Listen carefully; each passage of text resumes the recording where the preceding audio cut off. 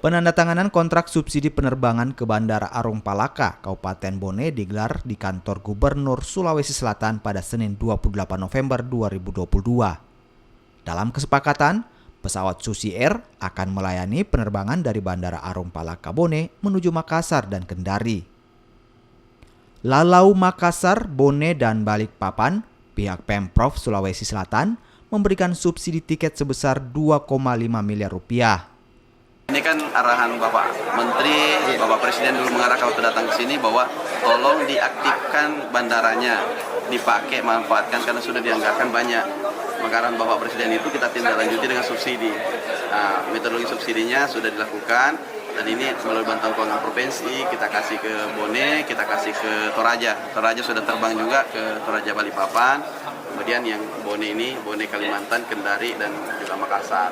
Ya. Harapannya kita ini menggeliatkan ekonomi kembali. Karena kenapa? Dengan adanya bandara kita manfaatkan mobilitas barang dan jasa lebih cepat dan lebih murah. Kita memang perlu hadir sebagai untuk mensubsidi. Kenapa? Karena situasi pandemi, situasi inflasi kita tahu, situasi harga-harga daya beli masyarakat juga lagi turun.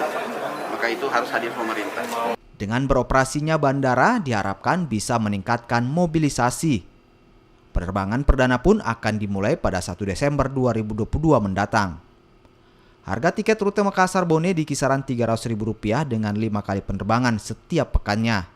Kemudian Bone Kendari 2 kali sepekan dengan harga tiket Rp550.000 dan Bone Balikpapan 2 kali sepekan dengan harga tiket Rp1.100.000. Nila Rustam, Kompas TV.